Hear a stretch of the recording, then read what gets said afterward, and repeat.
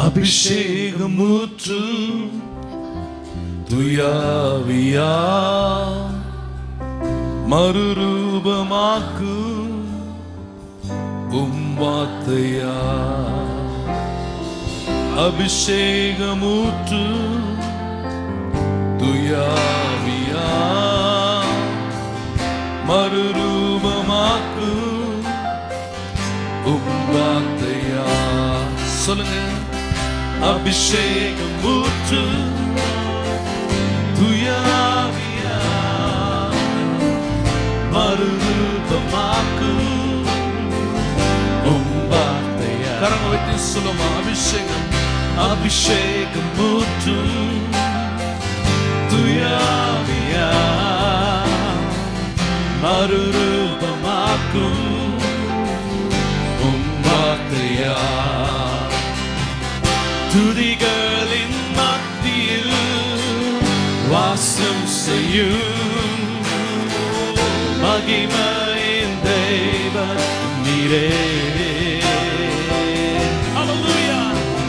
நீர் எங்கள் மத்தியில் வாசம் செய்யும்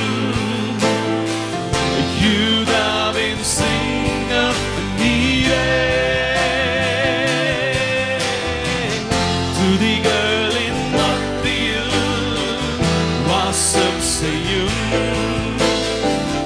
மகிமையின் தேவன் நீரே. நீர் எங்கள் மத்தியில் வாசம் செய்யும் யூதாவின் சிங்கம் நீரே.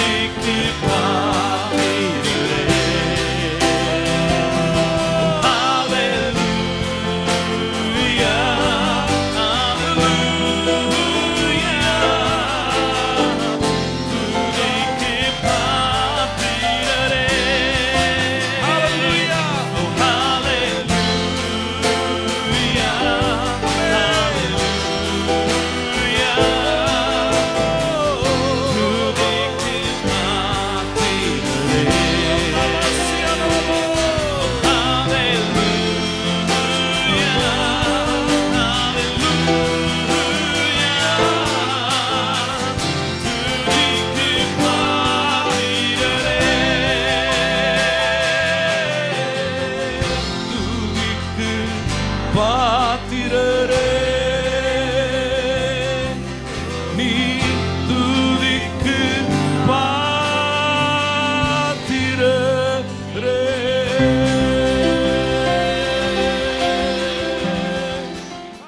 கரங்களிலே வேதாகமங்களை எடுத்துக்கொண்டவர்களாய் ஒரே ஒரு வார்த்தை வாக்குத்தத்தத்தை தேவன் நமக்கு கொடுத்திருக்கிறபடினா எடுத்துக்கொள்ளலாம். ஹல்லேலூயா. ஏசாயா 55:5. இதோ நீ அறியாதிருந்த ஜாதியை வரவழைப்பாய். எல்லாரும் வாசிக்கலாமா? மறுபடியும் வாசிக்க போகிறேன். ஏசாயா 55:5. இதோ நீ அறியாதிருந்த ஜாதியை வரவழைப்பாய். உன்னை அறியாதிருந்த ஜாதி உன் தேவனாகிய கர்த்தரின் நிமித்தமும் இஸ்ரவேலுடைய பரிசுத்தரின் நிமித்தமும் உன்னிடத்திற்கு ஓடி வரும். அவர் உன்னை மேன்மைப்படுத்தி இருக்கிறார். ஆமென். ஹல்லேலூயா சொல்லுங்கள் பாப். ஆமென். எத்தனை பேர் உற்சாகமாக வசனத்தை கேட்க வந்திருக்கிறீர்கள்? ஆமென். உட்கார்ந்து கொள்ளுங்கள் பார்ப்போம். எத்தனை பேர் செவிகளோடு வந்திருக்கிறீர்கள்? ஆமென். காதுள்ளவன் கேட்க கடவன். ஆமென். அப்படி என்றால் காதுகள் இருந்தால் கேட்டுத்தான் ஆக வேண்டும். அதற்குத்தான் ஆண்டவர் செவிகளையே சிருஷ்டித்திருக்கிறார். இல்லை என்றால் செவிகள் அவசியம் இல்லை என்று அர்த்தம். ஆதலால் செவிகளோடு இருக்கிறோம் என்றால் கவனிக்கவே கர்த்தர் காதுகளை கொடுத்திருக்கிறார். கவனிக்காத நிலைமைகள் எல்லாருக்கும் உண்டாகிறது. ஏனென்றால் இந்த உலகத்தின் அதிபதி தேவனுக்குரிய காரியங்களை கவனிப்பதை விரும்பவே மாட்டான். நாம் சபைக்கு வரலாம், ஆயத்தமாய் சரீரத்தில் கூட வந்திருக்கலாம். ஆனால் ஆவியில் ஆயத்தம் இல்லாமல் ஏன் பார்த்து கொள்ளுகிறான் தெரியுமா? ஆண்டவருக்குரிய காரியங்களை கவனித்து விட்டாலே அறுவடை வந்துவிடும் என்று அவனுக்கு தெரியும். அவனுக்கு தெரிந்தது நமக்கும் தெரிய வரும் பொருட்டாக கர்த்தர் கண்களை திறந்து கொண்டிருக்கிறார். ஆமென். திறந்த கண்களை உடைய எவரும் பார்வையை இழப்பதே இல்லை. ஆமென். இன்று கர்த்தர் அதனால்தான் ஏதேன் தோட்டத்து காரியங்களை ஆரம்பத்திலேயே அறிமுகப்படுத்தினார். ஏன் தெரியுமா? அதுதான் நம்முடைய ஆரம்பம். எதில் ஆரம்பிக்க கர்த்தர் நம்மை அழைத்திருந்தாரோ அதிலேதான் முடிவடைய தேவன் விரும்புகிறார். ஆமென் என்று சொல்லி பெற்றுக்கொள்ளுகிறவர்களுக்கு இது தீர்க்க தரிசனம். எதிலே ஆரம்பிக்க கர்த்தர் உங்களை அழைத்தாரோ அதிலேதான் முடிவடைய விரும்புகிறார். ஏனென்றால் அழைத்தவர் அறிந்தே ஆரம்பித்தவர். ஒரு காலம் இடையில் அவர் அதிர்ச்சி அடைவது இல்லை, முடியாதவராய் திகைத்து நிற்பதும் இல்லை. ஏனென்றால் எல்லாவற்றையும் அறிந்தவராகவே அவர் அழைத்தார். ஆதலால் எதுவும் அவருக்கு பிரமிப்பே இல்லை. உங்களையும் என்னையும் போல ஒரு சூழ்நிலை மாறும் பொழுது அதிர்ச்சிக்குள்ளானவராய் அவர் ஒரு நாளும் நிற்பது இல்லை. ஆதலால் தான் பிசாசு எவ்வளோ பெரிய குழப்பத்தையும் பிரச்சனையும் வளையங்களையும் சிக்கல்களையும் உண்டாக்கி பின்னி பிணைந்து விட்டேன், இனி இந்த ஆத்துமாவிற்கு பிழைப்பில்லை என்று நினைத்தால் கூட அவனால் முடிவது இல்லை. ஏனென்றால் அவன் நினைவுக்கு மேலாய் ஒன்றை நினைத்தவர் என் தேவன் ஜீவனுள்ளவர், அவர் ஜெயித்தவர். ஆமென். அதனால் தான் அறிக்கை வல்லமை உடையது. தேவ ஜனமே, நீங்கள் எதை உணர்கிறீர்கள் என்பதை விடவும் எதை அறிந்திருக்கிறீர்கள் என்பது முக்கியம். ஆமென். நான் இப்படியாய் உணர்கிறேன், என்ன சம்பவிக்குமோ தெரியவில்லை, இப்படி ஆகிவிட்டதே, என் எதிர்காலம் எப்படி இருக்கும் என்று எனக்கு தெரியவில்லை என்ற உணர்வின் அடிப்படையில் நீங்கள் ஓட வேண்டாம். அறிந்திருக்கிற தேவன் உங்களையும் என்னையும் அவர் சொல்வதை அறிய அழைத்தார் என்றால் அந்த அறிவில் வருவதுதான் அறிக்கை. இந்த அறிக்கையில் வருவதுதான் வெற்றி. அறிக்கை இல்லாமல் சபையில் நிற்க முடியாத ஒரு தேவ பிள்ளை. ஏனென்றால் இதைத்தான் தேவன் சொல்லி பயிற்றுவிக்கிறார். உலகத்தில் வளர்க்கப்பட்ட பிள்ளைகளை ஏன் தேவன் பிரித்தார் தெரியுமா? வார்த்தை வரும் பொழுது ஜனம் பிரிகிறது, ஜாதிகள் பிரிகிறது. ஒரே ஒரு ஜாதி தான் கர்த்தருக்கு உண்டு, அதன் பெயரே பரிசுத்த ஜாதி. ஆமென். அப்படின்றால் இயேசுவை அறியாதவர்கள் அசுத்தத்தில் தான் இருக்கிறார்கள். இல்லை என்றால் இயேசுவை அறிந்தும் அறியாதபடி ஜீவிக்கிறவர்கள் அசுத்தத்தை தான் தேடி போகிறார்கள். இன்று பிசாசு இந்த இடைப்பட்ட நிலைமையை காட்டுகிறான் என்றால் குழப்பத்தை கொண்டு வந்திருக்கிறான். அவ்வளவுதான். குழப்பங்கள் தெளிவாக்கப்பட வேண்டும் இயேசு கிறிஸ்துவின் நாமத்தில். கவனிங்கள், ஒரே ஒரு கட்டளை என்றால் ஒரே ஒரு விஷயத்தை சொல்லித்தான் முடிப்பார் தேவன். கலக்க மாட்டார் விஷயங்களை. இந்த கனத்துக்குரிய காரியங்கள் கலக்கப்படுகிறது. காரணம், கனவீனம் வருவதற்கு முன்பாக கலக்கப்பட்டால் தான் கனவீனம் வரும். கலக்கப்படுவது எது என்றால் சத்தியம். சத்தியம் சத்தியமாய் வருகிறது என்றால் விடுதலையைத்தான் தரும். அதிலே குழப்பம் இல்லை, கனவீனம் இல்லவே இல்லை. தேவன் கடிந்து கொள்ளுகிறவர்களே கனத்திற்குரிய பாத்திரங்கள். ஏனென்றால் அவருடைய புத்திரர்களைத்தான் அவர் கடிந்து கொள்ளுகிறார். தங்களுடைய வாழ்க்கையில் பிதாவை அறிந்த பிள்ளைகள் என்றால் பரலோகத்தின் தேவனை பிதாவாக அறிந்தவர்கள் தங்களை அவர் சிட்சிக்க இடம் கொடுக்கிறார்கள். ஏன் இடம் கொடுக்கிறார்கள்? அப்பொழுதுதான் அவருடைய எண்ணத்தை நிறைவேற்றுகிறார்கள். என்ன எண்ணம்? அவர் நம்மை அவருடைய புத்திரர்களாக குமாரத்திகளாக எண்ணி நடத்துகிறார். ஹல்லேலூயா. அந்த எண்ணம் நிறைவேறுகிறது தேவ பிள்ளையே. இந்த கவனிங்கள், அவருடைய எண்ணம் எப்படிப்பட்ட எண்ணமா இருந்தது? ஒரு கனத்திற்குரிய எண்ணம். தேவனுடைய எண்ணத்தை வெளிப்படுத்துவது வார்த்தை மட்டும்தான். இந்த உலகத்திலேயே கிடைக்கக்கூடிய மிகப்பெரிய அற்புதம் வார்த்தை. ஆமென் என்று சொல்லி பெற்றுக்கொள்ளுங்கள். அற்புதங்கள் வரும் போகும். எத்தனையோ சாட்சிகளை கேட்கிறோம், நாமும் பேசுகிறோம், ஆனால் மறக்கப்பட்டு போகிறது. எத்தனையோ தீர்க்க தரிசனங்கள் வருகிறது, மறக்கப்படுகிறது. எத்தனையோ சொப்பனங்கள் கொடுக்கப்படுகிறது, மறக்கப்படுகிறது. ஆனால் வார்த்தை என்ற தேவனுடைய வார்த்தை ஒரு காலம் மறக்கப்பட முடியாத வார்த்தை, என்றென்று வானங்களில் ஸ்தாபிக்கப்பட்ட நிற்கிற வார்த்தை. ஹல்லேலூயா. நீங்க எதை வேண்டுமானாலும் மறக்கலாம், இதை மறக்க முடியாது. நாம் பெற்றுக்கொள்ள வேண்டிய மிகப்பெரிய அற்புதம் வார்த்தை. சபைக்கு வரும்பொழுது வார்த்தையை பெற்றுக்கொள்ள வருகிற தேவ ஜனமே, கர்த்தர் உங்களை வார்த்தையை கொடுத்துத்தான் அனுப்புவார். வார்த்தை வந்த பிள்ளைக்கு வாழ்க்கை உண்டு. ஆமென், ஹல்லேலூயா. இன்று கூட என்ன நடக்கும் என்று நினைத்து கலங்கி வந்திருக்கிற எந்த பிள்ளைக்கும் வாழ்க்கை உண்டு. ஏன் தெரியுமா? வார்த்தை இருக்கிற இடத்துல வாழ்க்கை உண்டு. வாழ்க்கை இருந்தும் வாழாதவர்கள் உண்டு. ஆனால் வார்த்தை வந்தவர்கள் வாழ்ந்து கொண்டிருக்கிறார்கள். நான் நினைத்த காரியம் நடக்காமல் போயிருக்கலாம். நான் எதிர்பார்த்த விஷயங்கள் தாமதமாகி கொண்டிருக்கலாம். ஆனால் கிடைத்தவர்களை பார்க்கிலும் கர்த்தருக்கு காத்திருக்கிறவர்கள் பாக்கியவான்கள். ஏனென்றால் கர்த்தருக்கு காத்திருக்கிறவர்கள் வார்த்தையிலே ஜீவித்துக் கொண்டிருக்கிறார்கள். ஹல்லேலூயா. இது கணம். அப்ப எது கணம் என்பதை கர்த்தர் சொல்லும் பொழுது அதை தாண்டி ஒன்றை நீங்களும் நானும் இணைக்க கூடாது. இணைத்தாலே பிரச்சனை. பிசாசானவன் எப்படிப்பட்டவன் என்பதை கர்த்தரே காட்டினார். அதைத்தான் நாம் பார்க்க வேண்டும். இன்று கணம் என்று நான் சொன்ன ஒரு விஷயத்தின் முக்கிய குறிப்பை கடந்த வாரம் தேவன் பிரித்தார். நினைப்பூட்டுதலாக பேசுகிறேன். நினைப்பூட்டுதலாக. ஏனென்றால் ஒரு வாரம் உலகத்தில் போய் வந்த நமக்கு எது எங்கே இருக்கிறது என்று தெரியாது. கர்த்தர் காட்டி தர வேண்டும். கவனிங்கள், ஆண்டவர் சொன்ன விஷயம், நீ அறியாதிருந்த ஜாதியை வரவழைப்பாய். அறிந்தவர்களே வரமாட்டார்கள், அது வேற விஷயம். அறியாதிருந்த ஜாதியை வரவழைப்பாய். இதெல்லாம் வாக்குத்தத்தம் என்றால் வாழ்க்கையாக எப்பொழுது மாற முடியும்? அதுதான் இணைப்பு. எத்தனை பேருக்கு இணைப்பு ரொம்ப அவசியம் என்று தெரியும்? ஒரு எதிர்காலம் இருக்கிறது, ஆனால் இங்க நிகழ்காலத்தில் இருந்து அந்த எதிர்காலத்திற்குள் செல்ல ஒரு இணைப்பு அவசியம். இந்த இணைப்பு தான் கர்த்தரால் வருகிற வெளிச்சம். ஒவ்வொரு அடியும் இணைப்புக்கு நேராக கொண்டு செல்லுகிறது. ஹல்லேலூயா. இணைப்பு இல்லாமல் எதிர்காலம் வராது. இங்க இருக்கிற இந்த இந்த இந்த இடத்திலிருந்து இன்னொரு இடத்திற்கு, கனமுள்ள இடத்திற்கு கர்த்தர் அழைக்கிறார் என்றால் இணைப்பு அவசியம். ஒவ்வொரு அடியிலும் வெளிச்சம் வேண்டும். திடீரென்று தாவக்கூடாது. எத்தனை பேருக்கு புரிந்தது? ஏனென்றால் கணத்திற்குரிய விஷயத்திற்கு குணம் அவசியம். அழைத்தார் தேவன் யோசேப்பை. எகிப்துக்கு ஒரு நாள் அதிபதி. பெயர் புரியாது, தலைப்பு பட்டியல் புரியாது, ஆனால் ஒன்று தெரியும், தலையாய் இருக்க போகிறான் என்று. ஆமே, அது கணம். எத்தனை பேருக்கு அது கணத்திற்குரிய விஷயம்?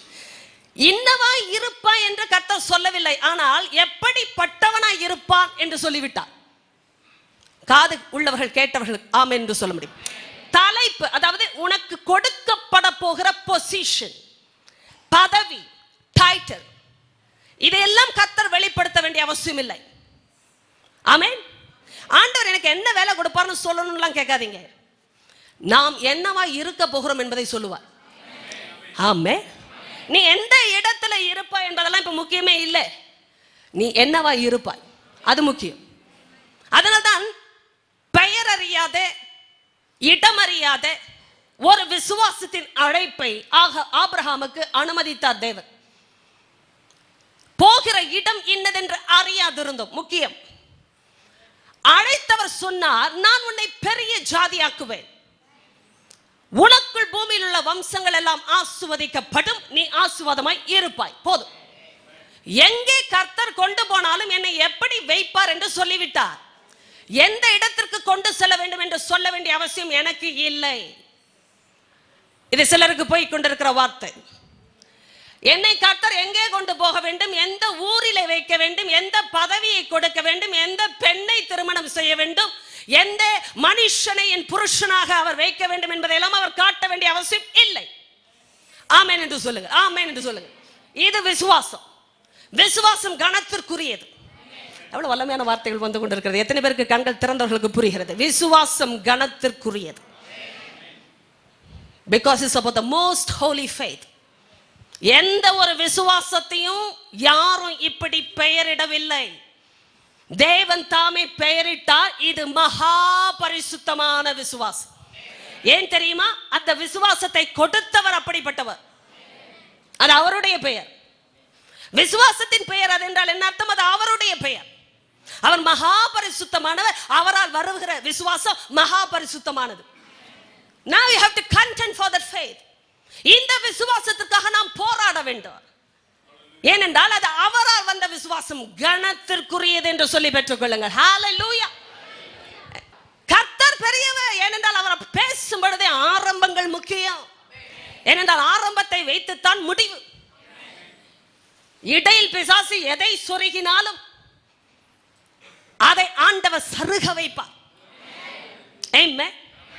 நன்றை கவனிங்கள். என் ஆண்டவர் பேசினார் வார்த்தைகளை, வல்லமையான விஷயம். அறியாதிருந்த ஜாதியை வரவழைப்பாய், அது உன்னிடத்திற்கு ஓடி வரும். அப்படின்றால் என்ன அர்த்தம்? அந்த ஜாதிக்கு வேண்டிய விஷயங்கள் உன்னிடத்தில் இருக்கும். அது அவர்களுக்கு தெரிய வரும். அதை அவர்கள் அறிந்தே உன்னிடத்திற்கு ஓடி வருவார்கள். அவர்கள் ஜாதியில் இல்லாதது, அவர்கள் கூட்டத்தில் இல்லாதது, அவர்களால் ஒரு நாளும் அனுபவிக்கப்பட முடியாதது, அவர்கள் அறியாதது உன்னாலே கொடுக்கப்படும் என்பதை அறிந்தே ஓடி வருவார்கள். ஹல்லேலூயா. ஏனென்றால் கர்த்தர் உன்னை மேன்மைப்படுத்தி இருக்கிறார். ஏன் கர்த்தர் உன்னை மேன்மைப்படுத்தினார்? அறிந்த இடத்திலே அடங்கின பிள்ளை நீ.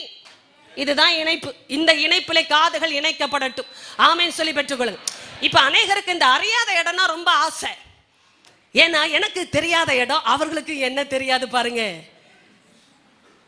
அப்போ நல்லா இருக்கலாம். இல்ல, அவர்களுக்கு ஒன்று தெரியும், அவர்களுக்கு உங்களை தெரியாது. ஆனால் உங்களிடத்தில் இருக்கிறது அவர்களுக்கு தெரியும். ஆமென் சொல்ல முடியுமா? உங்களை அவர்களுக்கு தெரியாது, ஆனால் உங்களிடத்தில் இருக்கிறது அவர்களுக்கு தெரியும். இது தேவனால் வந்தது. அது வருவதற்கு முன்பாக கர்த்தர் ஒன்றை செயலாக்குவார். அறிமுகமாக்கப்பட்ட ஜாதிகளிடத்தில் உருவாக்குவார். தெரிந்த இடத்துல முகம் பார்க்கிற மக்கள் மத்தியில உருப்படணும். இது தேவனால் வருவது. எத்தனை பேருக்கு அது சந்தோஷமான சத்தியம்? எங்கதான் சிலருக்கு சங்கடமாக, ஐயோ இந்த ஆளை மட்டும் சர்ச்சில் பார்க்காம இருந்தா எவ்வளவு நல்லா இருக்கும், ஆனா அந்த ஆளு உங்க பக்கத்து சீட்ல பரலோகத்துல இருந்தார் என்றால் எப்படி இருக்கும்? ஆனா போங்க சிஸ்டர், அப்படி ஒரு பரலோகமே எனக்கு வேண்டாம். You choose your own place, go to hell ன்னு வரான். ஆனா நரகத்தில் இருக்கிற வேடிக்கை என்னன்னா, நம்மளை விட மோசமானது நம்ம பக்கத்துல இருக்கும். எது உங்களுக்கு வேண்டும்? என்னை விட நல்லவங்க உட்கார்ற பக்கத்து சீட்டு பரலோகத்தில் இருக்கும். ஆனா என்னை விட மோசமானவங்க நரகத்தில் இருப்பாங்க. கர்த்தர் வைக்கிற வித்தியாசங்கள் அதுதான். நாம் சொல்லலாம், என்ன அறியாத ஜாதினா நல்ல வாக்குத்தத்தம் ஆண்டவரே. இணைப்புகள் முக்கியம். அறிந்த இடத்துல வைத்துதான் செதுக்குகிறார் கர்த்தர். சபை கூடி வருதலை ஒரு நாளும் விட்டுவிடக் கூடாது. ஏன் தெரியுமா? அறிமுகமான நபர்கள் மத்தியில பிரச்சனைகள் வரும் பொழுது எப்படி செயல்படுகிறாய், எப்படி நீ மாற்றப்படுகிறாய், எப்படி நீ செதுக்கப்பட உன்னை விட்டு கொடுக்கிறாய் முக்கியம். ஒன்று பிடிக்கலன்னா இன்னொன்னு சூஸ் பண்ற விஷயம் இல்லை திருமணம்லாம். அதனால்தான் கர்த்தருடைய விஷயம் அப்படி இல்லை. ஆண்டவர் மட்டும்தான் இருப்பாரா கடைசி வரைக்கும்? ஆமா. சில பேருக்கு பத கட்டோன்னு துக்கமா இருக்கும். அப்ப ஆண்டவரோடு இன்னும் கொஞ்சம் வைக்க கூடாதா சிஸ்டர்? வைக்க கூடாதுங்க. சில பேர் ரொம்ப துக்கமா சொல்லுங்க, என் வாழ்க்கையிலே அவர் மட்டும்தான் இருக்கிறார், வேற எத்தனை பேர் வேண்டும்? இந்த கல்யாணம் ஆன பிறகு சொல்ற கதை போலதான் எல்லாமே. எனக்கு இருக்கிறதே ஒரே புருஷன், எத்தனை பேர்?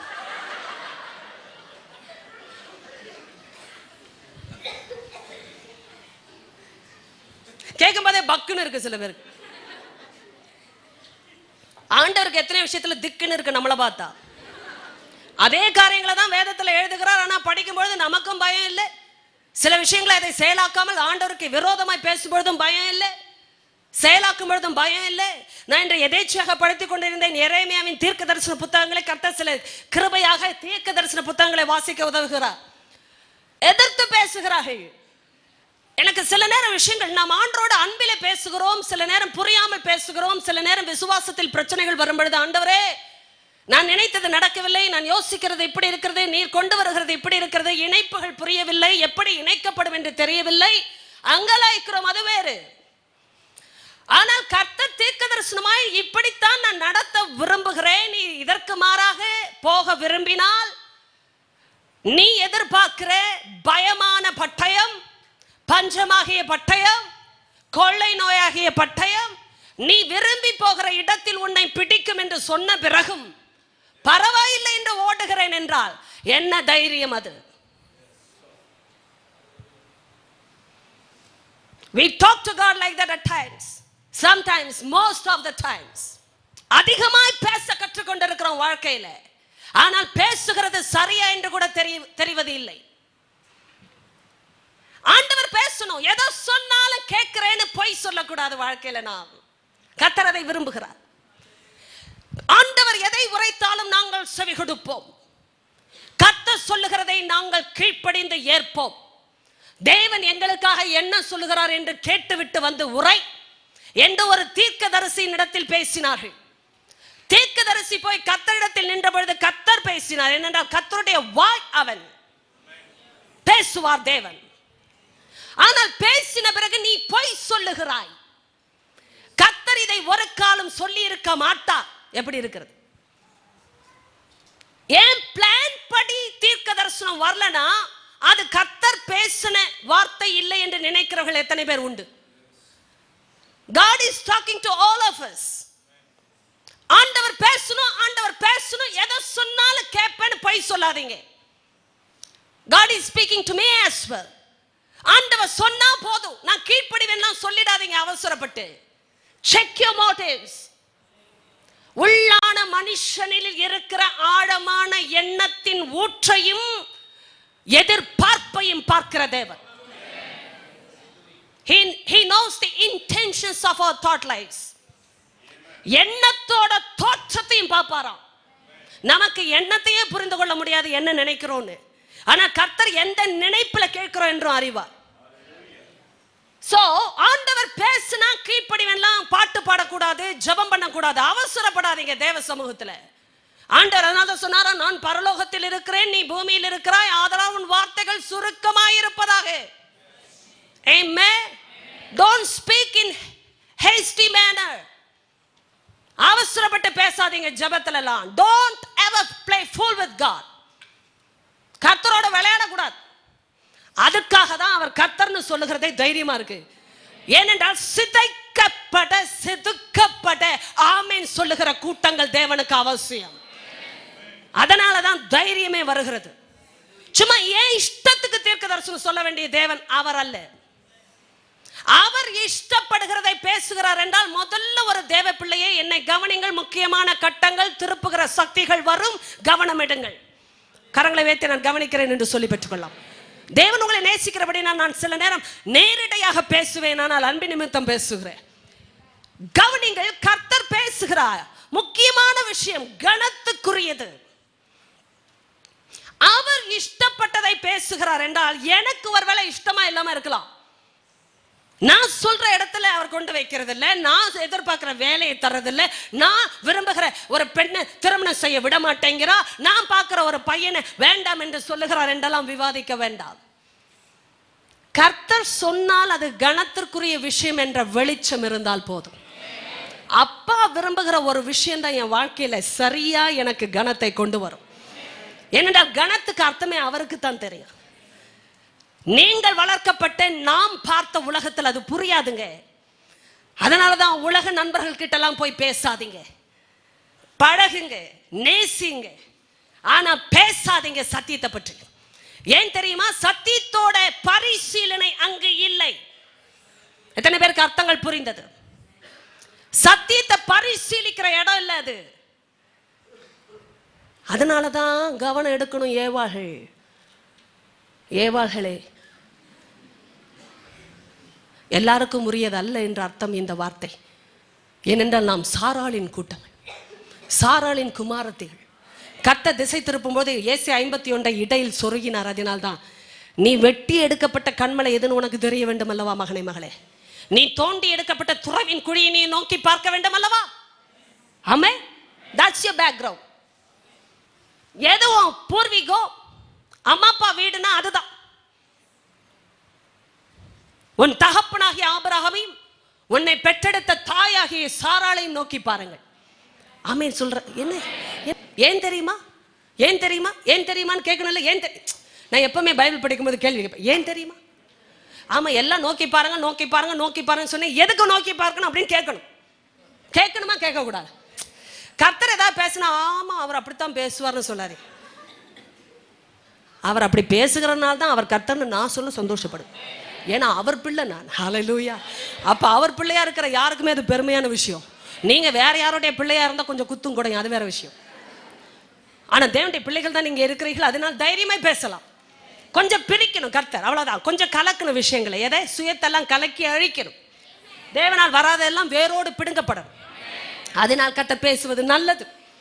என்னை கவனிங்கள், எதினால் நோக்கி பார்க்கணும். இதெல்லாம் நான் பேச யோசிக்காத இடையில் சொருகுகிற வார்த்தைகள், அதனால் நான் விரைவாக கோடிட்டு காட்டுகிறேன். ஏசாயா 51:1 சொல்லுகிறது, நான் பேசுவதை கவனிங்கள், நேரம் இல்லை, வேதங்களை திருப்ப வேண்டாம். நீதியை பின்பற்றி கர்த்தருக்கு செவி கொடுக்கிற அவருடைய ஜனம். ஆமே. இல்லை கவனிங்க, நீதியை பின்பற்றணும்னா கர்த்தருக்கு செவி கொடுத்தாதான் முடியும். இந்த கர்த்தரை தேடுகிற ஜனம் தான் நீதியை பின்பற்றுகிற ஜனம். ஆமே.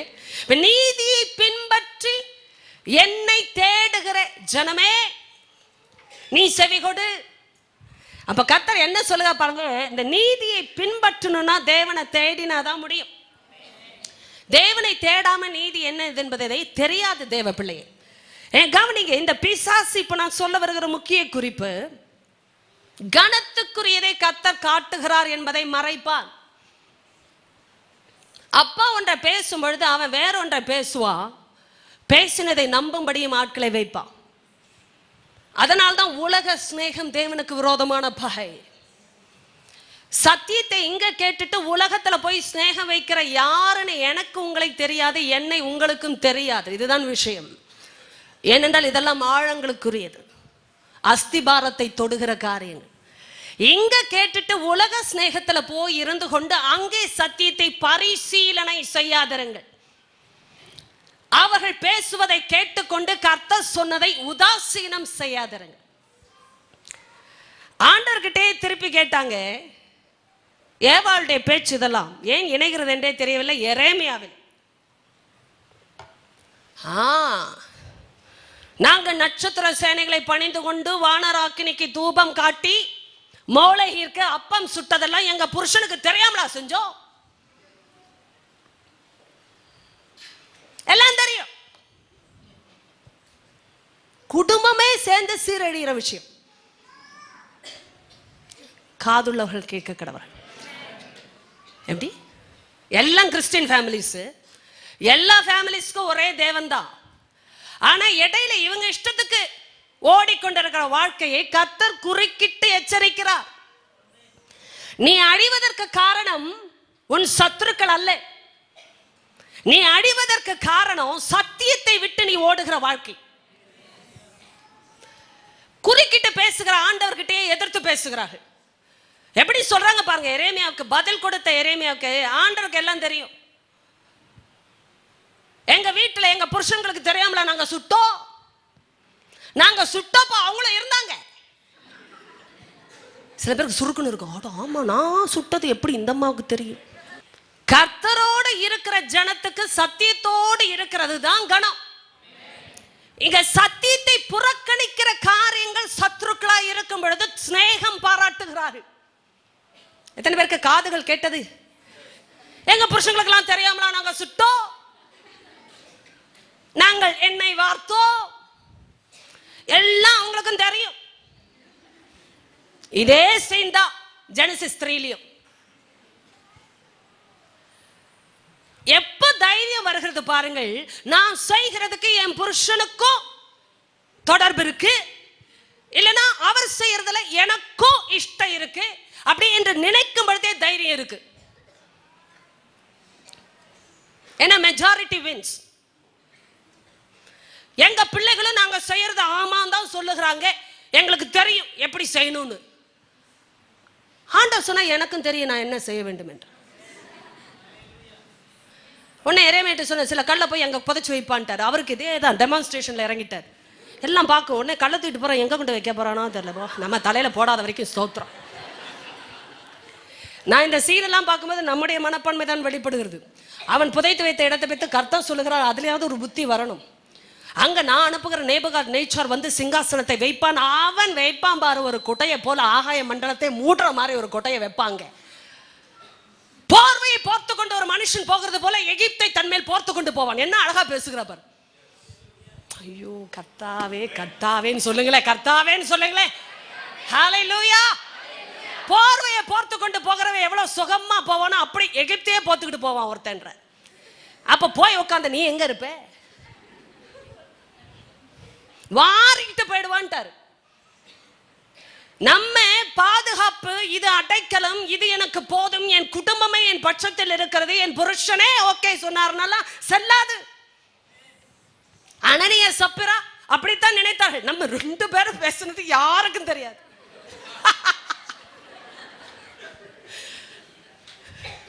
அதுல முக்கியமான விஷயம், அவங்க 2 பேரும் ஒரே நாள்ல சாக போறது யாருக்கும் தெரியாது. ஹல்லேலூயான்னு சொல்லிடுங்க. அதனால தான் அவர் கர்த்தர்னு சொல்லி கரங்களை தட்டி காட்டுங்க பாப்பா. அவர் ஹல்லேலூயான்னு சொல்லுங்க.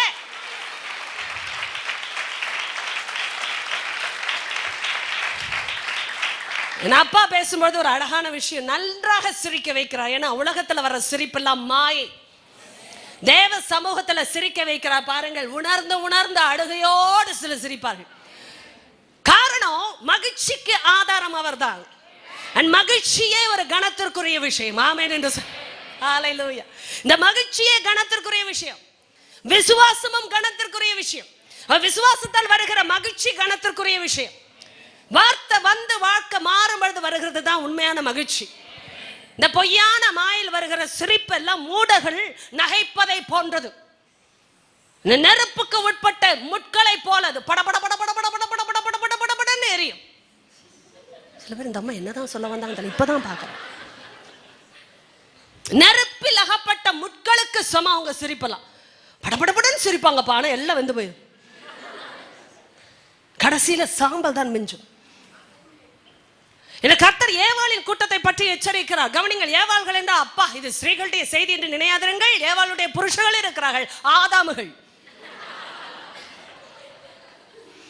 நாங்களாம் ஒன்னா தானே செஞ்சோம்,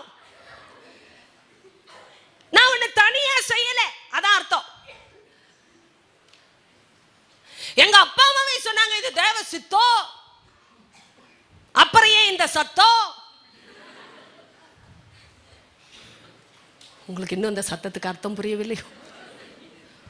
சண்டையின் சத்தம் ஐயா, குழப்பத்தின் சத்தம், எரிச்சலின் சத்தம்,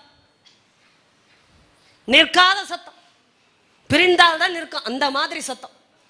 ஆண்டவருடைய சித்தம் என்றால் ஏன் இந்த சத்தம்? அனுபவிக்கணும். கவனிங்கள், வார்த்தைகளை அனுபவிக்க தேவன் அழைக்கிறார். ஹல்லேலூயா என்று சொல்லு. வசனத்தை வாசிக்கும் போதே அப்படியே அனுபவிக்கணும் வார்த்தைகளை. ஆமென். தேவ வார்த்தைகளை எத்தனை பேர் அனுபவிக்க ஆசைப்படுகிறீர்கள்? கரங்களை வைத்து காட்டுங்க. இது ஒரு தீர்க்க தரிசனம். இயேசு கிறிஸ்துவின் நாமத்திலே அப்படியே நான் கட்டவிழ்க்கிறேன் பிதா. தேவ வார்த்தைகளை அனுபவிக்கிற சந்ததி எழும்பட்டும், வார்த்தைகளை ருசிக்கிற சந்ததி எழும்பட்டும். ஆமென். ஆச்சரியமான அனுபவம் பாருங்க, என்ன அழகா சொல்லுகிற இந்த அனுபவிக்கிற பிள்ளைகள். இந்த ஏவாளை பற்றி பேசி விடுவோம். ஆதியாகமம் 3 எத்தனை பேர் ஆயத்தமா இருக்கிறீர்கள்? எத்தனை முறை படித்தாலும் கர்த்தர் நல்லவராய் வெளிப்படுகிற சத்தியம். ஏனென்றால் இதுதான் ஆரம்பம். தேவனாகிய கர்த்தர், ஆமென். அப்படி என்றால் அவரே தேவன். உண்டாக்கின சகல காட்டு ஜீவன்களை பார்க்கிலும் சர்ப்பமானது தந்திரம் உள்ளதாய் இருந்தது, தந்திரம் தேவனுக்குரியதாய் இருந்தது என்று வேதம் ஒரு காலம் சொல்லாது. ஆமென் சொல்லுங்க. இப்ப கர்த்தர் உண்டாக்கின எல்லா காட்டு ஜீவன்களும் காட்டு ஜீவன்கள் தான். இந்த ஒரு ஜீவன் வேற ஜீவன்.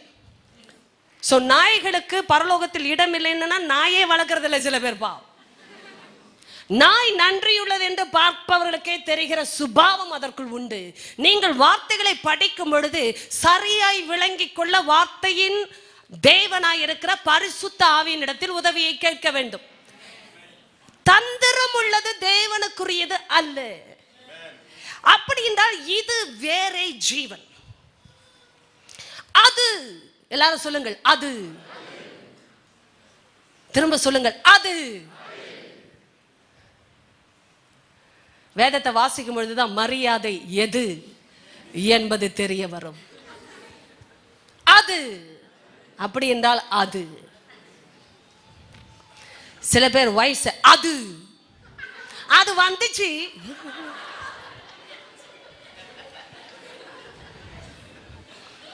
எது வந்துச்சு? சிலர் புருஷர்களை அப்படி அழைப்பார்கள்.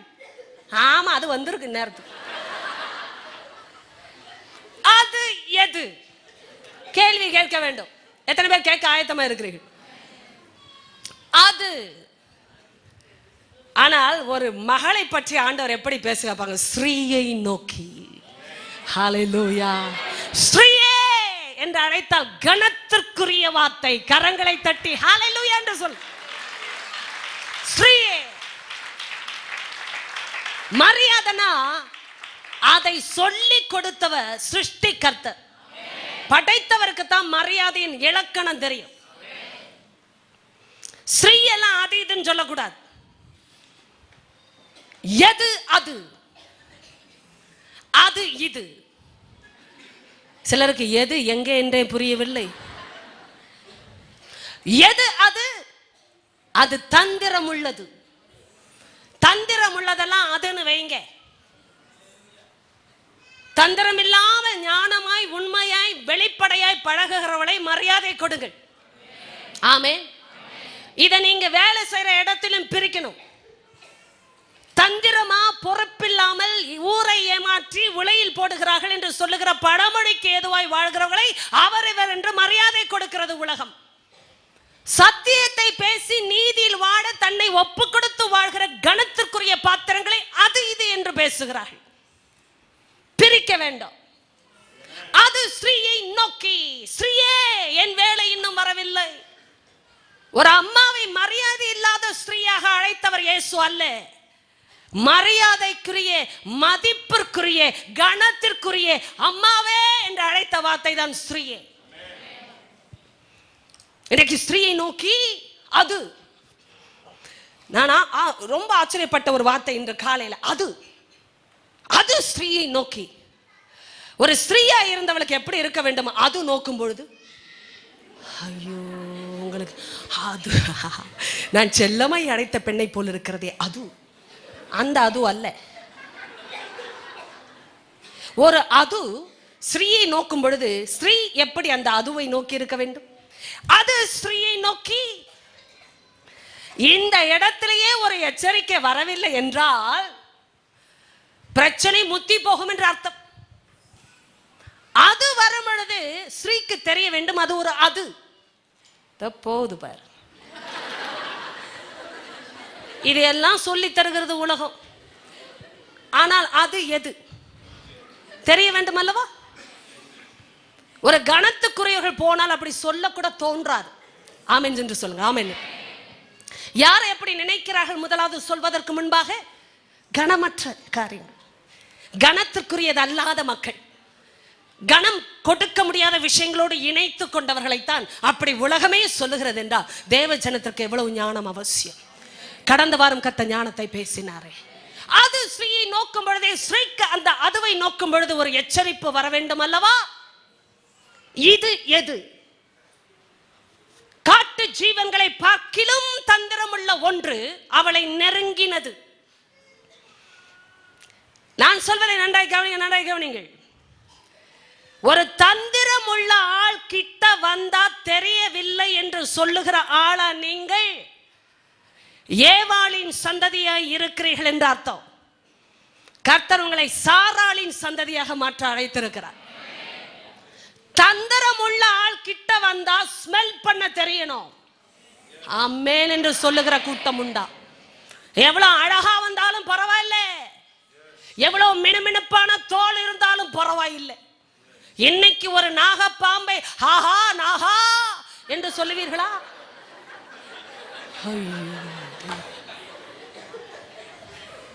உன் தோலா இது நாகா? தொடக்கூட யோசிப்பீர்கள். பளபளப்பாய் இருக்கிறது என்று நாம் தொட்டா பார்க்கிறோம். அது வந்தது ஸ்ரீயை நோக்கி. அட, ஒரு ஆள் பார்க்கும் பொழுதே யார் என்று தெரிய வேண்டும் தேவ பிள்ளைக்கு. ஹல்லேலூயா. நான் காட்டு ஜீவன் பார்த்தா பரவாயில்ல, அது காட்டு ஜீவன் தான் பாவம். அது பார்த்தா ஒரு அனிமல், அது ஒரு மிருகம், அது பார்க்கிறது வேறு. அதிலே நல்லது கெட்டது இருக்கா என்று யாரும் யோசிக்க வேண்டாம். நாய் நாயா தான் பார்க்கும், பரவாயில்லை. அதிலெல்லாம் நமக்கு ஞானம் தேவையில்லை. ஆனால் இது ஆண்டவர் எவ்வளவு அழகாய் சொல்லுகிறார் பாருங்கள். சர்ப்பமானது தந்திரம் உள்ளதா இருந்தது, அது சர்ப்பமானது தந்திரம் உள்ளதா இருந்தது. எத்தனை பேருக்கு காதுகள் கேட்டுக்கொண்டே இருக்கிறது?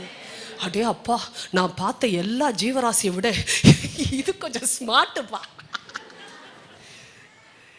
இல்ல. சில பெற்றோர்களுக்கு எது ஸ்மார்ட்னே தெரியறதில்ல. அது இருக்கிறதுலே தந்திரமான பிள்ளை. என் பிள்ளை இருக்கிறானே என்ன மாதிரியே, பின்ன வேற எப்படி இருப்பா?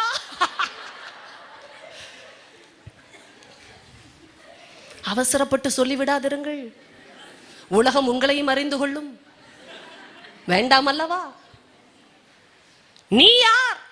ஸ்ரீ, கணத்திற்குரிய ஸ்ரீ, தேவனால் சிருஷ்டிக்கப்பட்ட ஸ்ரீ, தேவனுடைய சாயலாகவே இருந்த ஸ்ரீ. ஹalleluya என்று சொல் மகனே, மகளே. உன்னை நோக்கி அது. கூட்டத்திலேயே தந்திரம் உள்ளது ஒன்றுதான். அது இன்றைக்கு நிறைய ஆகிவிட்டது. எத்தனை பேருக்கு அந்த குழப்பம் இன்று புரிகிறது? ஐயோ, ஒரே ஒரு சர்ப்பம் தான் தந்திரம் உள்ளதா இருந்தது, அதுவே இவ்வளவு பிரச்சனை பண்ணிடுச்சா சிஸ்டர். இன்னைக்கு எது சர்ப்பம் இருக்கிறது இல்லது என்றே தெரியவில்லை. ஏனென்றால் அன்று வந்த பிரச்சனை இன்று பெருகி இருக்கிறது. சத்ரு அப்படி விதைத்த விதைகள் பெருக பண்ணும்படியாய் வந்த களைகள். ஆனால் தேவனால் வருவது மேற்கொள்ளுகிற அதிகாரம் பெற்ற பயிர். அப்படி என்றால் சத்ருவுக்கு பயிரை தெரியும். விதைப்பான் களைகளை, ஆனால் பயிருக்குள் அல்ல. பயிருக்குள் களை வராது. ஏனென்றால் பயிர் விளைந்ததை விதையால்.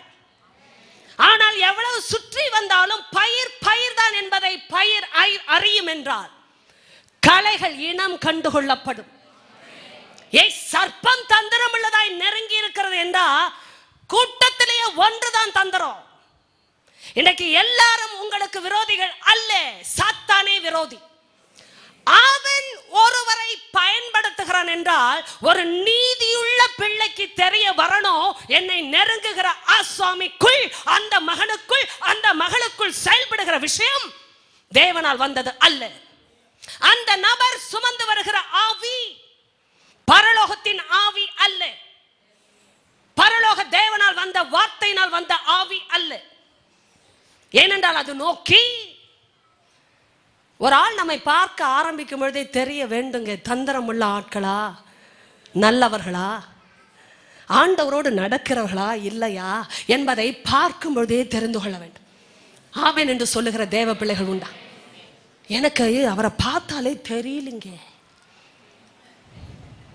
நல்லவராத்தான் இருந்தார்.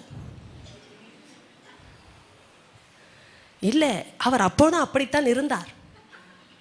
நாம் கண்டுகொண்டது பின்பாக கண்டுகொண்டோம். அதனால் தான் ஏவாள் சொல்லிவிட்டாள் ஆண்டவரிடத்திலே, சர்ப்பம் என்னை வஞ்சித்தது, அதனால் நான் புசித்தேன். சர்ப்பம் என்று சர்ப்பம்தான், திடீரென்று மாறவில்லை. வஞ்சிக்கிற சர்ப்பம் அன்றிலிருந்து என்று வரை ஒன்றுதான், தந்திரம் உள்ளதுதான். அது சூழ்நிலைக்கு ஏதுவாய் மாறவில்லை, அது அப்படித்தான் இருந்தது. ஆனால் ஏவாள் கண்கள் எப்பொழுது திறந்தது? கர்த்தர் பேசி கேள்விகளை கேட்ட பொழுது திறந்தது. ஏன் நீ இப்படி செய்தாய்? கண்கள் திறந்தது அவளுக்கு. ஆண்டவரே, சர்ப்பம் என்னை வஞ்சித்தது. கவனிங்க, தந்திரம் உள்ள ஆட்கள் கிட்ட வரும் பொழுது ஒரு நீதியுள்ள ஜனத்திற்கு தெரியணும் அது எப்படிப்பட்ட ஆள் என்று. என் தகப்பன் சொன்னா அது அவளை நோக்கி என்று சொல்லாமல் ஸ்ரீயை நோக்கி. நீங்கள், அட அப்பா, நீங்கள் நீங்கள் புருஷனை விட்டு வைக்கவில்லை. ஸ்ரீனிடத்தில் பேசினா ஸ்ரீ மட்டும் பேசலாம்ல. நீங்கள் நீங்கள் நீங்கள் தோட்டத்தில் சகல விருட்சங்களின் கனியும் புசிக்க வேண்டாம் என்று தேவன் சொன்னது உண்டோ என்றது. சகல விருட்சத்தின் கனியும் புசிக்க வேண்டாம். எப்படி ஆரம்பிக்கிறான் பாருங்கள். வேண்டாம் என்று சொன்னது உண்டோ? வேண்டாம். எல்லாரும் கேளுங்களேன், என்னை பார்த்து கொண்டிருக்கிறீர்கள் என்று தெரிகிறது, ஆனால் கேட்கிறீர்களா? ஆண்டவர் என்ன சொன்னாலும் வேண்டாம் வேண்டாம் வேண்டானே சொல்றார். எனக்கு தெரியும், அவங்க கிட்ட ஜெபம் பண்ண போனா இது வேண்டான்னு தான் சொல்லுவாங்க.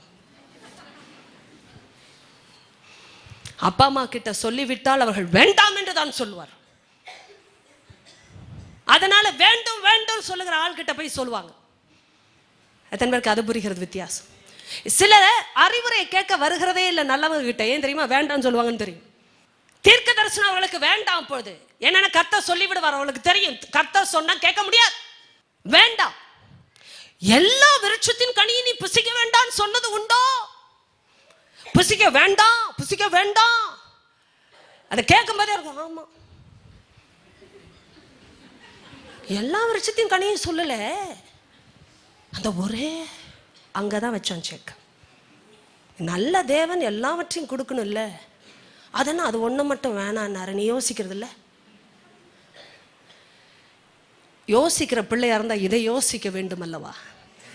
எல்லா விருட்சங்களையும் பார்வைக்கு அழகுள்ளதாயும் புசிப்புக்கு இன்பமாயும் ஆண்டவர் என் சரீரத்திற்கு ஆரோக்கியம் உள்ளதாயும் படைத்தவர். நீ சகல விருட்சத்தின் கனியையும் புசிக்கவே புசிக்கலாம் என்றுதான் ஆரம்பித்தார். ஆமென் என்று சொல்லுங்க. ஆமென் ஆமென். புசிக்கவே புசிக்கலாம். என் அப்பா கொடுக்கிற எதுவுமே புசிக்கலாம். அவ்வளோ விஷயம் இருக்கு வேதத்துல. ஆமென். ஜீவனுக்கு ஏதுவான எல்லா வாக்குத்தத்தமும் இருக்கு. எத்தனை பேருக்கு காதுகள் திறந்திருக்கு இப்போ? Oh my God. ஜீவனுக்கு ஏதுவான, பக்தி விருத்துக்கு ஏதுவான எல்லாமே இங்க இருக்கு. ஆனா மரணத்தை தொடுகிற விஷயத்தை மட்டும் தொடாதன்னு சொன்னா அது பிடிக்கல பலருக்கு. எவ்வளவு முக்கியமான விஷயங்கள். ஏன் இவ்வளவு நல்ல விஷயத்தை படைத்தவர் எல்லாவற்றையும் புசிக்கவே புசிக்கலாம். ஆனால் ஒரே ஒரு விஷயம், ஏன் இதையெல்லாம் செய்கிறார் கர்த்தர் தெரியுமா? ஒரு மனுஷனுக்குள்ள எவ்வளவு பொறுப்பு இருக்கிறது, கர்த்தருக்கு பயப்படும் பயம் இருக்கிறது, அவரை நம்பி சார்ந்திருக்குதல் இருக்கிறது என்பதை கர்த்தர் அறிய விரும்புகிறார். இன்னைக்கு லைஃப்ல எல்லாவற்றையும் அனுபவிக்க இடம் கொடுக்கிற தேவன் ஒரு விஷயத்தை தொடாதன்னு சொன்னா அதை தள்ளி வைப்பதற்கு பொறுப்பு இருக்கிறதா? அதை வேண்டாம் என்று சொல்லி கர்த்தரை நம்புவதற்கு தைரியம் இருக்கிறதா? அதைத்தான் கர்த்தர் எதிர்பார்க்கிறார். இல்லனா ஏதேன் தோட்டமே ஏதேனாய்த்தான் இருந்திருக்க வேண்டும். ஒரு விஷயம் மரணத்திற்குரியதாய் அனுமதிக்கப்பட்டது. ஏன் தெரியுமா? அதை தொடாதே என்று சொன்னால் தொடாமல் இருக்க உன்னால முடியுமா? ஆமென் சொல்லு. See, எல்லாமே என்ன சுற்றி நல்லா இருந்தா நான் நல்லவனா இருப்பேன்னு சொல்றதெல்லாம் பெருசு இல்லை. ஆமென். எல்லாமே என்ன சுற்றி நல்ல நண்பர்கள் இருந்தா நான் நல்லவனா இருந்திருப்பேன்னு சொல்றதெல்லாம் பெரிதல்ல. உலகமே சரியில்லை, எல்லாம் பார்க்கிற விஷயங்கள் சரியில்லைங்க, ஆனாலும் எனக்குள்ள கொடுத்த என் தேவன் சரியானவர் என்றால் அவரை பார்த்து ஓட என்னால் முடியுமா? ஓட தைரியம் இருக்கிறதா? அதை கர்த்தர் பார்க்க விரும்புகிறார். எனக்கு எத்தனை பேர் ஆமென் என்று சொன்னவர் உண்டு? ஏவாள் ஒரு ஸ்ரீ என்றால் சாதாரணமானவள் அல்ல. இது மகனுக்கும் பொருந்துகிற சத்தியம். ஆதாம் என்றால் சாதாரணமானவன் அல்ல, கணத்திற்குரிய பாத்திரங்கள். ஆனால் பார்த்த பிசாசு அது தந்திரம் உள்ளது. என் தேவனோடு இருந்தவர்கள் தந்திரம் உள்ளதோடு சேரக்கூடாது. தேவனோடு இருக்கிறவர்கள் தந்திரம் உள்ளதோடு சேரக்கூடாது. நீ தேவனோடு பகலில் குளிர்ச்சியான வேளையில் நடக்க கற்றுக்கொண்ட பிள்ளை, கர்த்தருடைய ஆசீர்வாதத்தை அனுபவிக்கிற பிள்ளை, மரணத்திற்கும் ஜீவனுக்கும் உனக்கு வித்தியாசம் தெரியும். ஆனாலும் ஜீவனுக்குரியவரோடு நடக்கிற பிள்ளை ஜீவனுக்கு சம்பந்தம் இல்லாத ஒருவரோடு சகவாசம் வைக்க முடியாது. வைத்தாய் என்றால் அதன் முடிவு கனமாயிராது. ஆமென் சொல்லுகிறோம். என்னை கவனிங்கள், கர்த்தர் அதனால் தான் சொன்னார், அது ஸ்ரீயை நோக்கி. அதெல்லாம் பேசக்கூடாதுங்க. ஆமென் சொல்லுங்க. எங்க அதெல்லாம் பேசக்கூடாதுங்க அப்படின்னா என்ன அர்த்தம்? ஆண்டவர் சொல்லாததெல்லாம் பேசக்கூடாதுங்க. அப்படியெல்லாம் சொல்லணும். நீங்க என்ன நீ இப்படி ஒரு பைத்தியக்காரி மாதிரி பேசுகிறாய்? இந்த உலகத்துல இதெல்லாம் நடக்குமா? விசுவாசத்தின் பாதை என்று சொல்லுகிறாய். ஆண்டவர் அறியாத ஒரு ஊருக்கு போக சொன்னால் போக முடியுமோ? என்ன ஊரு, எப்படிப்பட்ட ஊரு எல்லாம் தெரிந்து கொள்ள வேண்டும் அல்லவா? நான் தெரிந்து கொண்டதெல்லாம் என்னை ஏமாற்றினது அல்லவா? பார்க்கிற பூமி எல்லாம் சமபூமி எல்லாம் பசுமையாய் இருக்கிறதே, ஆனால் உனக்கு தெரியாதே அங்கே பாவத்திலே ஜீவிக்கிறவர்கள் ஏகமாய் இருக்கிறார்களே. உன் பார்வைக்கு பசுமைதான், முடிவில் என்ன நடக்கும் என்று உனக்கு தெரியாதே. அப்ப ஆண்டவர் அந்த ஒரு விஷயத்தை செய்யாதே என்று மகனே மகளேன்னு சொல்லும்போது அங்கதானங்க நம்ம பிரச்சனை பண்ணுகிறோம். உன்னை எல்லாமே செய்யாதே என்று கர்த்தர் சொல்லவே இல்லையே. எத்தனை பேர் புரிந்து கொள்ளுகிறீர்கள்ப்பா? இதை செய்யாதே அதை செய்யாதேன்னு கர்த்தர் சொல்லுகிறான்னு சொல்லுகிறீர்கள். எத்தனை விஷயத்தை செய்தா ஜீவனில் இருக்க முடியும் என்று ஆண்டவர் ஏற்கனவே சொல்லியிருக்கிறார். ஏமே, மரணத்துக்கு ஜீவனுக்கு வித்தியாசம் தெரியாத பிள்ளையா நீங்கள்? இல்லை. ஏன் அப்ப இந்த ஆள் கூட பேச்சை என்டர்டெயின் பண்றேன் என்றுதான் கர்த்தர் பார்த்து கொண்டிருந்தார். This lady was entertaining the conversation with this fellow. என்ன சொல்லுது பாருங்க, புசிக்க வேண்டாம். அந்த வேண்டாம் என்ற வார்த்தை வைத்து தான் ஆரம்பித்தான். பாத்தீங்களா? புசிக்கவே புசிக்கலாம் என்று சொன்ன தேவனை எப்படி திருப்புகிறான் பாருங்க. புசிக்க வேண்டாம்னு சொன்னாரா? உடனே அவ வாயிலிருந்து அது வருகிறது. ஆமா சொன்னாரு. எல்லா மரத்துல இந்த கனியை புசிக்க வேண்டாம்னு சொல்லவில்லை, இந்த மரத்தின் கனி. நானே கவனிக்க கவனிக்க கவனிக்க. அப்பொழுது சர்ப்பம் ஸ்ரீயை நோக்கி, நீங்கள் சாகவே சாவதில்லை. ஒரு முக்கியமான குறிப்பு, நான் பேச நேரம் இல்லை. அறிமுகம் இல்லாத ஒரு நபர் தன்னை அறிமுகப்படுத்தி கொண்டான். எத்தனை பேருக்கு புரிந்தது? பகலின் குளிர்ச்சியான வேளையில் அவள் பழகின ஒரே ஒரு நபர் தேவன்தான். அவரால் பழக்கப்படுத்தப்பட்ட விஷயங்கள் ஒன்றுதான். அது நன்றாயிருந்தது. நன்மையை மட்டும்தான் பழகி இருந்தாள் ஏவாள். தீமை தெரியாது. அவர் கொடுத்த பழங்கள் அருமையா இருந்தது, புசிப்புக்கு நல்லதா இருந்தது, ஆரோக்கியத்தை கொடுக்கிறதா இருந்தது. நன்றாய் கவனிங்க. தாங்கள் நிர்வாணிகளாய் இருக்கிறதை அறியாமல் இருந்தார்கள், அதனால் வெட்கப்படாமலும் இருந்தார்கள். என்ன அர்த்தம்? நிர்வாணிகளாய் இருந்தும் வெட்கப்படவில்லை என்ற அர்த்தம். என்ன அர்த்தம்? நிர்வாணம் என்பது அசுத்தத்திற்கு உரியது அல்ல. என் தேவன் கொடுத்த அந்த பரிசுத்தத்தின் சாயல் அது. ஆமென் சொல்லுங்க. கண்கள்ல சுத்தம் இருக்கும் பொழுது சகலமும் சுத்தம். ஆமே ஆமே. இப்ப இதிலே பிரச்சனை வந்து விட்டது. ஒரு மனுஷனுடைய கண்ணு சுத்தமா இருந்தா பார்க்கிற விஷயம் சுத்தமா இருக்கும். கண் கெட்டது என்றால் எல்லாமே கெட்டது. நன்றா கவனிக்கணும், ஆழமான சத்தியங்கள். அதனால்தான் பிசாசு கண்ணை திறந்தான். எந்த கண்ணை? தீமைக்குரிய கண்ணு. ஏன்னா அவன் தீமைக்கு தான் அதிபதி, நன்மைக்கு அல்லவே அல்ல. நீங்க பழகுகிற நண்பர், என்னை காது கொடுத்து கேட்கிறவர்கள், இன்னும் சில நிமிடங்களே உள்ளது.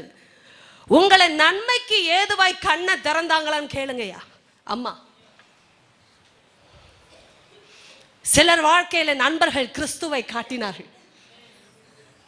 என் கண்ணை திறந்த இயேசுவை நீயும் பார்க்கணும்பா. நாத்தான் வேலை வா. பேதுரு அழைத்த உடனே அவனுடைய சகோதரனை அழைத்து விட்டார் அவர். வா வா வா அந்தரைய வா. குடும்பத்திலே காட்டி கொடுத்தாங்க இயேசு. எப்படி காட்டி கொடுத்தார்கள்? வந்து பார், வந்து பார். என்ன மாற்றுங்க தேவன் உன்னை மாற்றணும். ஆனா எத்தனை பேர் வாழ்க்கையில நண்பர்களாலேயே கெட்டார்கள். ஒரு கெட்ட பழக்கம் வந்ததே அவன் நண்பரால. இன்னைக்கு ஆண்டவர் பழகுகிற ஸ்நேகத்தின் இணைப்புகளை காட்டுகிறார். அறிமுகமே இல்லாத ஆட்கள் அறிமுகப்படுத்தப்படுகிறார்கள். இவ தேடி போல, அது தேடி வந்தது. எத்தனை பேருக்கு ஆழம் புரிகிறது? ஏவாள் தேடி போகவே இல்லை, அதுவே தேடி வந்தது. நான் பாட்டு தான் சிஸ்டர் சர்ச்சை முடிச்சு நேராக போனேன். நேராக தான் போனேன்.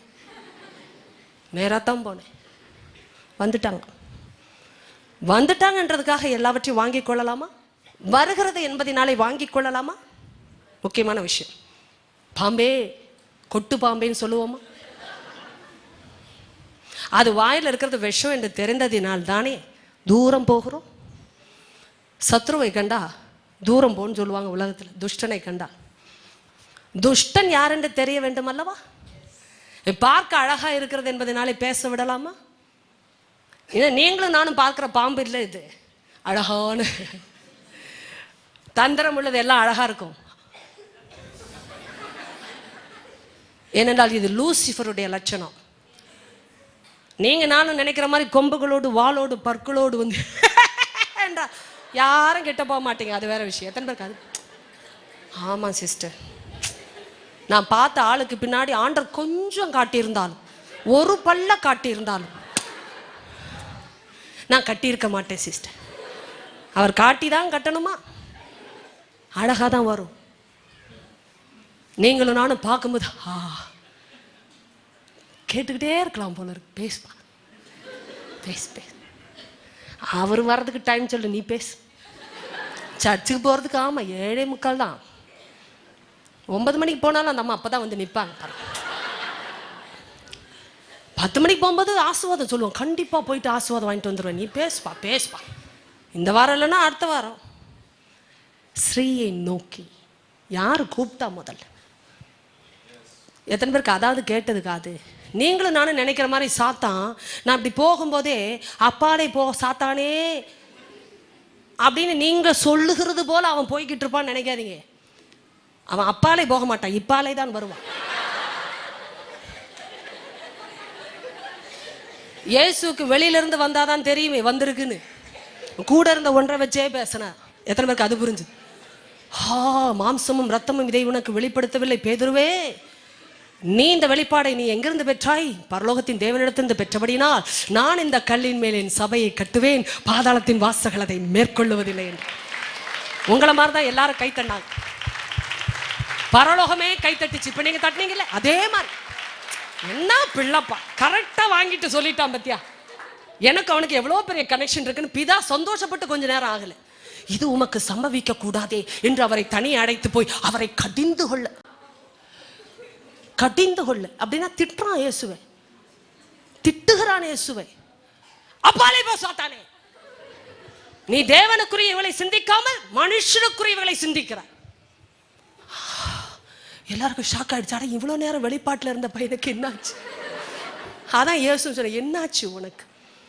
சரியாகத்தானே இணைந்திருந்தாய், அதற்குள் உனக்கு வேறொரு சத்தம் எங்கிருந்து கேட்டது. அதனால நீங்களும் நானும் நினைக்கிற மாதிரி அப்படியே அக்னியில் நீங்கள் இப்படி நடந்து செல்லும்போது சிலர் அனாத சிலர் வீட்லையும் இப்படி நடப்பாங்க.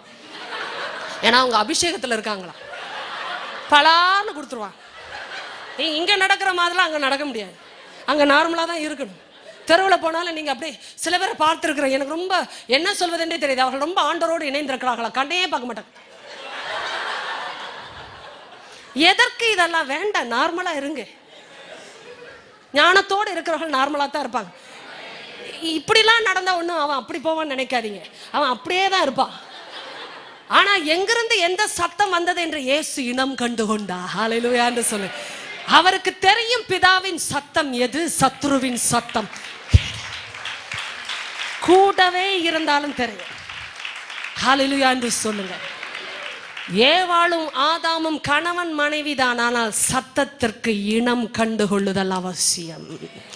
சத்தம் வெறும் சத்தம் அல்ல, அது ஒரு மனுஷனிடத்திலிருந்து வந்ததா, சத்ருவினிடத்திலிருந்து புறப்பட்டதா, இல்லை என்றால் பரலோகத்தின் பிதாவினால் வந்த சத்தமா என்பதை இனம் கண்டுகொள்ளவே தேவன் உங்களையும் என்னையும் அழைத்திருக்கிறார். எழுந்து நிற்கலாமா தேவ ஜனமே? நான் இதை தொடர விரும்புகிறேன், என்னால் முடியவில்லை. பரிசுத்த ஆவியானவர் உங்களுக்கு எனக்கு கிருபையை தருவாராக. சொல்லுங்க அப்பா, மனுஷங்கிட்ட இருந்து வர சத்தமா, இல்லை பிசாசின் சத்தமா, இல்லை என்றால் தேவனே என் தகப்பனே நீ பேசுகிற சத்தமா என்று இனம் கண்டுகொள்ள கிருபையை தார். சத்தியத்தில் நடக்கிற பிள்ளைக்கு இந்த பிரச்சனையே இல்லை. ஆமே, ஆண்டவரோட இணைஞ்சிருந்தா போதும், எல்லாவற்றையும் அவர் வேறு பிரிப்பார். ஆமே, ஆண்டவர்கிட்ட சொல்லுங்க, அப்பா அறிமுகம் இல்லாதவங்க எல்லாம் டக்குன்னு வந்து க்ளோஸ் ஆகுறாங்களா, கவனம் எடுங்க கவனம் எடுங்க கவனம் எடுங்க. ஏமே, முன்பின் தெரியாதவர்கள் திடீரென்று வந்து உறவு பாராட்டுகிறார்களா, கவனம் எடுங்க. ஏமே, உங்களை வலிய வந்து பேசுகிறார்களா, கவனம் எடுங்கள். கத்த சொல்லுகிற கவனங்கள் ஏனென்றால் கணத்திற்குரிய கவனம். கண்களை மூடி கரங்களை உயர்த்தி சொல்லுங்க, அப்பா கணத்திற்குரிய கவனம் அவசியம் ஐயா. இந்த கவனத்திற்கு தான் கர்த்தர் கண்களை திறந்து கொண்டிருக்கிறார். ஆண்டவரே நன்றி, என்னோடு பேசி கொண்டிருக்கிற வார்த்தைகள் என்னை உயிர்ப்பிக்கிற வார்த்தைகள் ஐயா, என்னை உருமாற்றுகிற வார்த்தைகள் ஐயா. ஓ ராமா காபா லகு ராமா ஹலியாந்தா ரே காபா பாபா பாபா. ஆண்டவருடைய அபிஷேகத்தை நான் ஏற்கனவே உணர முடிகிறது. அப்பாவுக்கு நன்றி சொல்லிக்கொண்டே இருங்க பாப்பா. ஹல்லேலூயா. நன்றி இயேசுவே, நீ எவ்வளவு நல்லவர் பா என் வாழ்க்கையில. நன்றிப்பா நன்றிப்பா நன்றி. அபிஷேகம் ஊற்று துயாவியா, மறுரூபமாக்கு வார்த்தையா. அபிஷேகம் ஊற்று துயாவியா, மறுரூபமாக்கு வார்த்தையா. சொல்லுங்க, அபிஷேகம் ஊற்று துயாவியா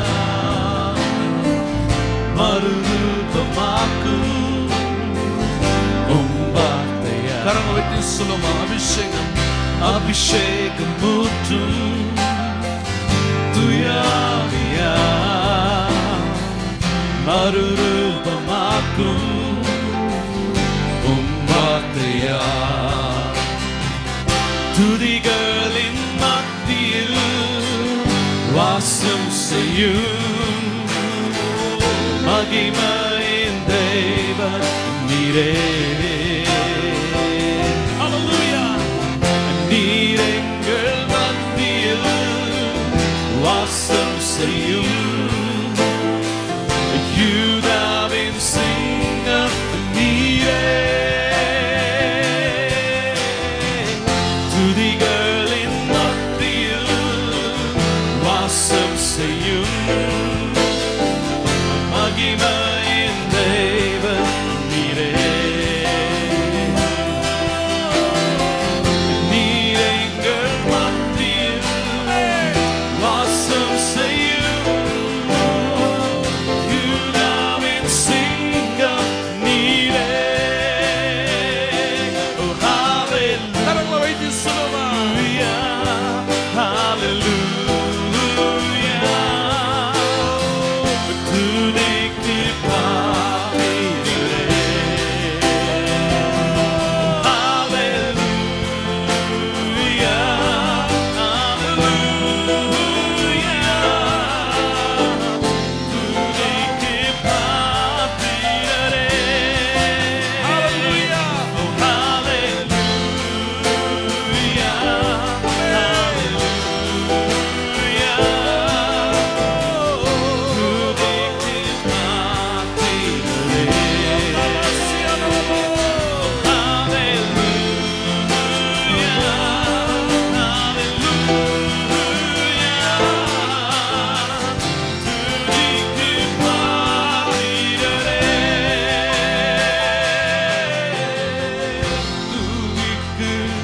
பாத்திரரே.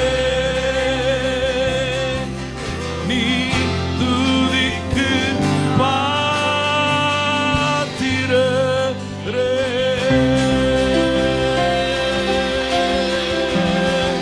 ஹalleluya.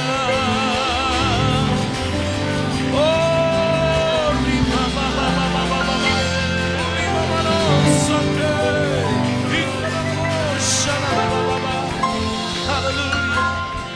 கரங்களை வைத்துக் கொள்ளுங்கள். உங்களுக்காக நான் விரைவாக ஒரு ஜெபத்தை விசுவாசத்தோடு செய்ய போகிறேன். அன்பின் பரலோக பிதாவே, எங்களோடு இடைப்பட்டது உம்முடைய வார்த்தை என்றார். அதற்கு விரோதமான ஒரு சத்தம் இல்லை, ஞானம் இல்லை, திட்டம் இல்லை.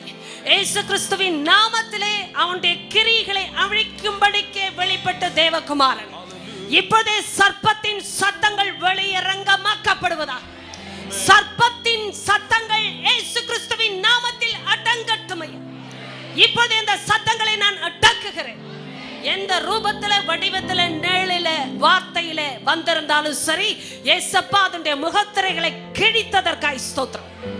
கணத்திற்குரிய பாத்திரங்கள் நம்முடைய பிள்ளைகள் அழைக்கப்பட்டதை அறிந்து அந்த கணத்தை தக்க வைத்துக் கொள்ளக்கூடிய ஞானத்தையும் விவேகத்தையும் பரிசுத்த ஆவியானவரை கொடுக்கும்படியே நான் ஜெபிக்கிறேன். அப்பா, எனக்கு ஞானம் வேணும்பா, பகுத்தறியக்கூடிய விவேகம் எனக்கு வேண்டும்பா.